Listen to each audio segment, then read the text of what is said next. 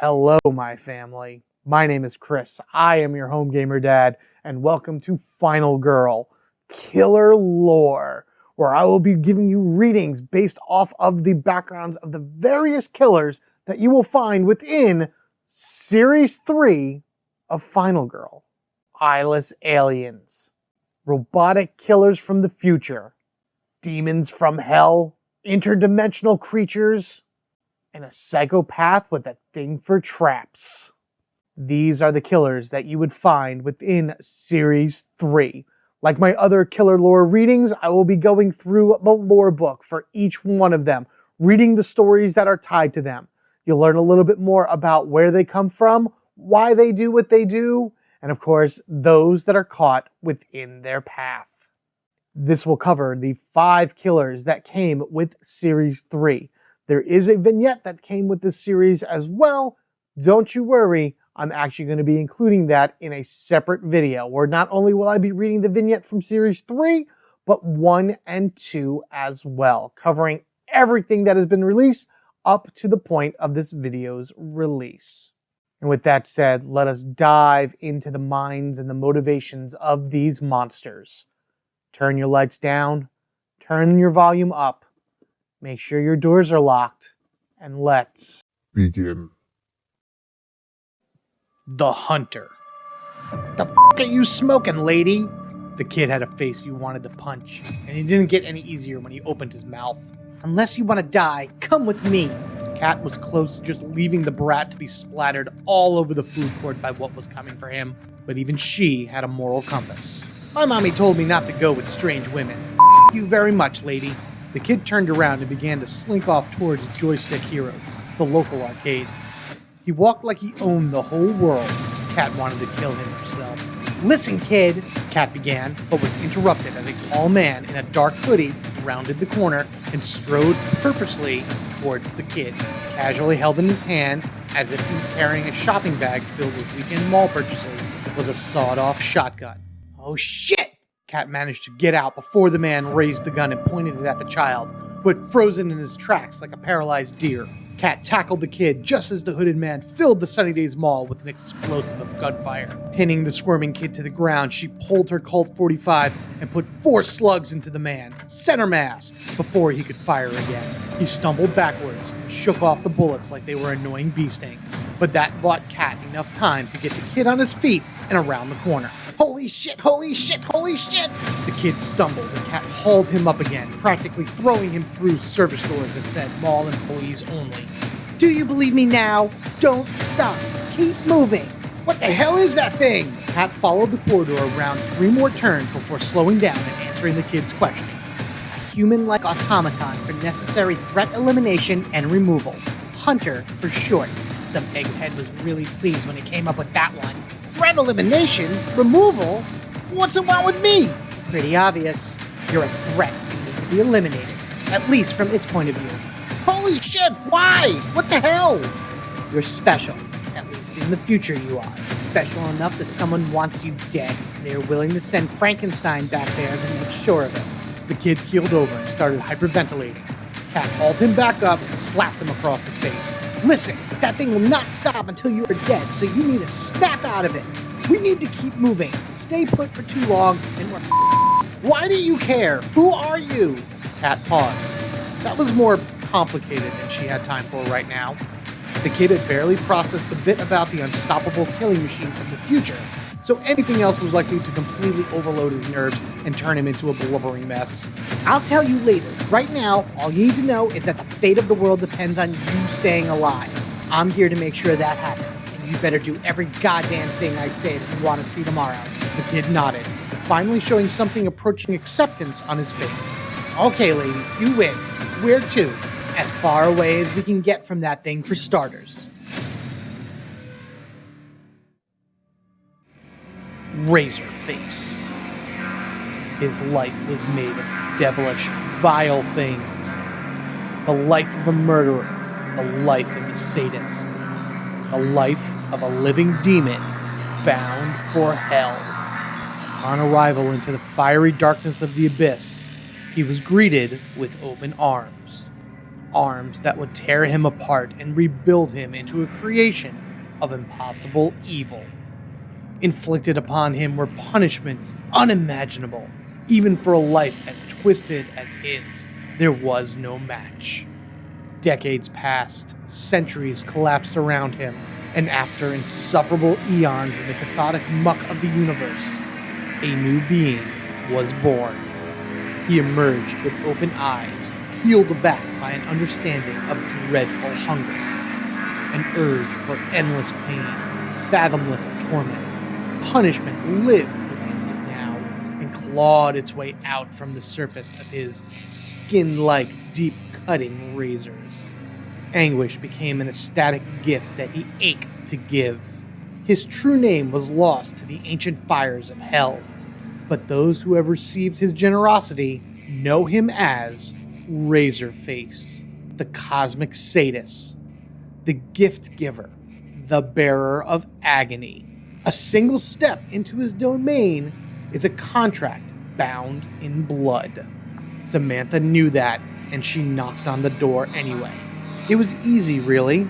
All she needed was a dark room, some candles, and a few lines of words spoken in some long-dead language. The darkness wanted to be called. Before she even finished speaking the words, her world began to melt around her. First, she felt the heat of the place. It reached for her through the fabric of reality. Then the smell of blood assaulted her nose, and in moments, she found herself in the maze-like structures of hell. Walls of mind-numbing vastness encircled her. They shifted and changed in ways her mind could hardly comprehend. Before she had much time to understand this place, her attention was shifted by the rattling of chains. Just behind her, a slender, flayed man dragged a cluster of spiked chains with him. He spoke. I have heard you, dear one, and I have brought with me the tools of your desire. Regret poured through Samantha like hot tar, but the eyes of the flayed man assured her that it was too late to deny the horrors which awaited her. Slayer. Falconwood Files. Classified. Select passages from Dr. Matthew Ross's personal journal from the Falconwood Lab. July 15th, 1979. We had a huge breakthrough today.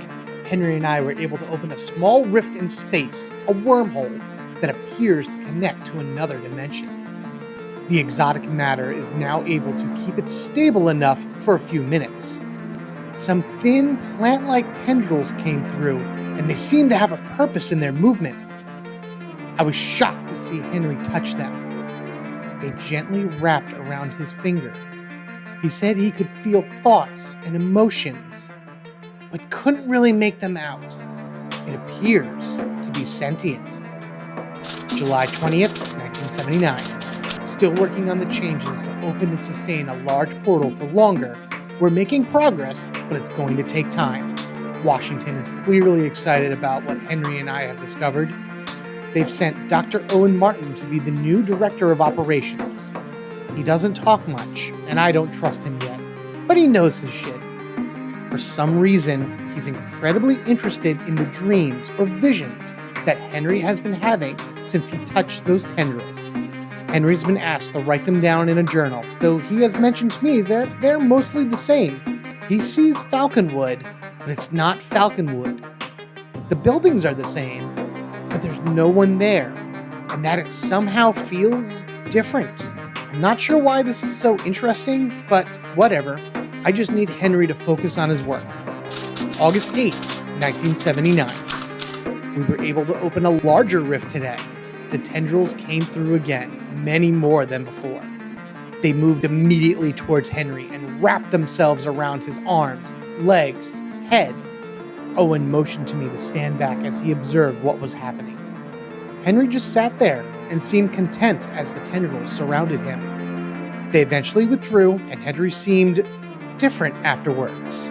More energetic, stronger. Truth be told, it got me worried about him. August 27th, 1979. Henry claims he can sense people's emotions and intentions. He was also able to move my coffee mug telekinetically. I'm not sure what to think. Henry's been changing. He has been trying to hide it from Owen, but I think he's aware. Henry's convinced that the sleep labs Owen started a few weeks ago are all a front to expose those young kids to the same tendrils Henry got exposed to. I also find it strange that the sleep labs are in a restricted area that most of us don't have access to. It seems very strange to me. Not sure who I can even report that to, but it doesn't feel right. September 6th, 1979. Henry managed to break into the sleep labs and saw some extract from the tendrils. He's convinced they are somehow administering this to the kids. I hope he's wrong. He also told me that he senses evil intentions coming from Owen. I definitely have my suspicions that there's something he's not telling us, but I think it's premature to say it's, quote, evil. September 8th, 1979. All hell broke loose today. Henry destroyed the sleep lab area, burning most of it down. Most of the kids have already been sent home, but a few were still around for some reason. They all perished, except for one. She had been somewhere else at the time. Henry also destroyed all our research and findings. There's nothing left. Almost a decade of work completely lost. He also destroyed all the equipment that took years to build. He overloaded it, causing it to be sucked into the wormhole it created. Henry was also sucked into it. He sacrificed himself to protect those tendrils from the other dimension. Rest in peace, Henry. I'll miss the man I once knew, but not the psychopath you became at the end. March 29th, 1986. There's been some strange reports around town of people disappearing. Some are also reporting seeing some humanoid figures suddenly appearing to abduct people. I first dismissed this as just some overacting imagination and more UFO abduction BS. But our equipment started detecting the same type of energy we observed when we first opened the rift all those years ago. I'm not sure how it's possible, but I'm starting to suspect that the humanoid they're seeing might in fact be Dr. Henry Slayer, who we presume to be dead years ago. The Tormentor. The air pushed against her as she fell. She jumped out of countless airplanes in her life, but this would be her last. Carrie just didn't know it yet. She dove and spun around a few times, trying some new tricks she'd seen on her favorite videotape, Air Stunts for Awesome People. Then finally she decided to pull her chute. It was a bit sooner than normal, but she wanted to enjoy the scenery for a bit longer today. She pulled on the ripcord. Jammed. She pulled again, harder this time. The thing was really stuck. Only a little nervous, Carrie pulled on the secondary cord of her emergency backup. The pin popped, but the chute failed to emerge from the container.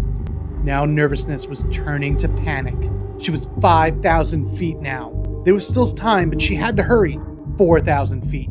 She ripped at the container, but her gloved hand couldn't pry the mechanism enough to release the chute. 3,000 feet. 2,000 feet. She was mere seconds from smashing into the planet when the chute partially pulled. The drag created was enough to save her life, but her body was completely broken. The months that followed were excruciating. First physically, but then mentally and emotionally. Carrie reflected on her life and realized she hadn't lived. She hadn't enjoyed life and had taken it all for granted. She vowed to never take life for granted again. And furthermore, to make sure other people didn't either. She realized the power of her near-death experience. 3 years later.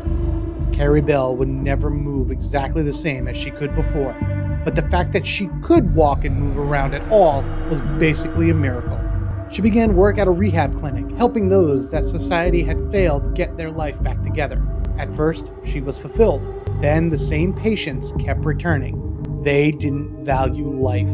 They didn't learn what she had learned. And then she realized it. They hadn't faced down death in an instant. No, they were just dying a slow, long death. And it was doing nothing to make them value the precious life they'd been given. Carrie decided a new tactic. Anonymity would be required, so she patched together an outfit and put on her mask. Kelsey was on her 4th stint and was probably a day or 2 from escaping or convincing someone to get her out with some sob story. Carrie had seen it all before. Carrie stuck Kelsey with a shot of M99. The rehab center kept some on hand for emergencies, so it wasn't hard to get a hold of some. Hours later, Kelsey awoke in a dark room. She was gagged and her hands and feet were bound to the chair she sat in. An electronically modified voice came from the shadows. Hello, Kelsey. For longer than you could probably remember, your life has been about one thing: getting to the next high. You don't care who gets hurt or what consequences are, and you certainly don't care about your own life. The masked figure that would become known as the Tormentor emerged from the shadows. Let's find out. The Tormentor explained the rules and that Kelsey had 2 minutes to unbind her hands and feet before the swinging blades above her lowered far enough to take her life. The blades can save your life, Kelsey, or they can take it. The decision is yours. Suddenly, a clock began ticking and the blades started swinging in wide arcs, lowering gradually with each new arc. Kelsey screamed into the gag and began applying force to her bound arms and legs. Mascara ran down her cheeks as she struggled and cried. The blades came closer and closer. Then she remembered something her captor said. The blades can save your life. As the blades arced just a foot or so from her head, Kelsey pushed back against a chair, pushing as much as she could from her bound feet, and the chair rocked back some. The blades were inches from her head, and she gave one last push. The chair wobbled and finally fell, but not before the edge of the blade finally sliced into the top of her head. Another millimeter, and it would have sliced into her skull. Now on her back, she had a few seconds to think. She knew she had to slice her binds with the blades. How she was positioned there was no way to avoid the blade slicing up her hands and legs. She braced herself for the pain and tried to move so as to have the blade slice only the edge of her hands. But it seemed unlikely that she could save her feet. The blade sliced through flesh and bone, and she screamed as her fingers and hands were shredded by the first blade and her ankles were cut into by the second. She gasped, and then the binds were finally cut 3 swings later. She fell away from the chair and onto the floor, laying as flat as possible. The blades approached her mutilated body, so she closed her eyes and rolled over to the side of the room to avoid the arc. She braced for her impending death. She heard as the Tormentor re-emerged from the shadows and knelt beside her, removing the gag. Congratulations, Kelsey. You've chosen to live. Kelsey tried to stand and realized her feet were no longer attached. Her hands were minced to shreds. Carrie left and anonymously called emergency services, giving them the location of the event and describing Kelsey's injuries. When she hung up, she smiled and said in a low voice to herself, Now your new life can begin, Kelsey. And it seems mine has too. She picked the phone back up and began dialing Channel 7. The Eyeless. Ezekiel Johnson was passing through Utopia on the day the residents of Utopia were slaughtered. He left the general store, cola in hand, and headed back to his car. Suddenly, he heard a thunderous roar like a jet plane tearing through the sky. He looked up, shielding his eyes from the sun, and saw an unidentifiable object falling to earth with a trail of smoke behind it. He waited for the explosive impact as it fell behind some boulders in the distance, but no sound of impact ever came. Curious about what he'd seen, Ezekiel drove his pickup truck out towards where he thought the thing should have landed. As he drove around the boulders and the land opened up before him, he saw it. An egg-shaped craft was hovering about 40 feet above the ground out in the middle of nowhere.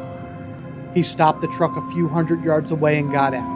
Ezekiel had seen enough in his 62 years to know not to get too much closer. He wondered if it was something from the government or not of this world.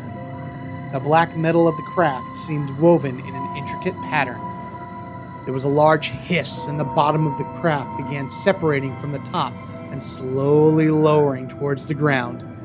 It was not falling, but hovering down. As it lowered, Ezekiel could make out some kind of gelatinous blob on the platform. After a few moments, he realized it was melting. It didn't seem like ice exactly, but the heat of the desert environment certainly seemed to contribute to the speed at which the blob was quickly deteriorating. The spine on top of the Eyeless's head was the first thing Ezekiel saw, and then its face. That seemed to only have skin where you would expect the eyes to be. At that moment, he knew that this was not anything from planet Earth. He remained transfixed, but slowly moved back into his truck. By the time the Eyeless was halfway unfrozen, Ezekiel realized that he was probably in great danger. Ezekiel sped off towards the town, adjusting his rearview mirror to keep an eye on the creature. He could see it was conscious. It was trying to free its legs. It had several of them, as the platform continued to slowly hover down from the surface. A few seconds later, it had succeeded, and it jumped off the platform and shrieked. Ezekiel stepped on the gas and realized the Eyeless was bounding after him. He sped past the general store and saw the owner of the general store, Vic, run out to scold him for driving so fast through the town. "There's kids around here, you know," Vic yelled. No sooner had the last words left Vic's mouth when the Eyeless bounded in and tore him limb from limb. Ezekiel gasped in horror and continued driving as fast as he could towards the old Jeep trail. The residents of Utopia had no warning. A lightning-quick alien was on them before they could even think. As Ezekiel sped off, the Eyeless honed in on other noises, closer noises. One of the residents tried to fight the Eyeless and was quickly torn to pieces. A little girl was playing outside nearby, riding her bike. A man named Mickey noticed the creature turning towards her, and he took off at a sprint to save her. Both creature and man raced towards the little girl. Mickey arrived moments before and turned away from the creature, shielding the girl. Both would have been certainly killed when the ground rumbled and something humongous burst through the soil. Mickey dared a peek and saw the most humongous sand snake creature trying to eat the fast one. He hurried the girl to her house and her mom ushered them both inside. "Shh," she said as they watched the fast one slash the giant snake until it finally went back underground. The Eyeless slowly moved toward the house, listening. And thus we end another killer lore reading. Let me know what you think of them down in the comment section below. Which one of the readings was your favorite? Did any one of them stick out to you in particular? And of course, if you are a Final Girl player, which one from Series 3 are you most looking forward to playing if you haven't already played already? I'm greatly looking forward to playing Don't Make a Sound, but the others really do have a lot of awesome mechanics to them as well that I am excited to get down to the table and see if my Final Girl and the victims on the board all survive. Maybe I'll do a thing like I did with Series 2 where I'll play one of my choosing first, and then I'll let you out there tell me which one of these you would want to see next. Only time will tell, and in order not to miss that or the next Final Girl Killer Lore reading that I'll be doing for the vignettes, be sure you are subscribed to the Home Gamer Dad. There's a bunch of ways to support the channel down in both the description and the comment section below. But as always, your view, your likes, your comments, sharing this video, and of course subscribing to the channel go a long way to helping it grow and enable me to put out videos like this for you, all of my sessions, and of course anticipating now what we know is Season 4 coming late, well, a bunch of them being released throughout the year, and then of course the big Kickstarter at the beginning of next. Very excited time to be a Final Girl fan. Lots to come in the future. Thank you all again. Take care of yourselves and each other. We are family forever, gaming together.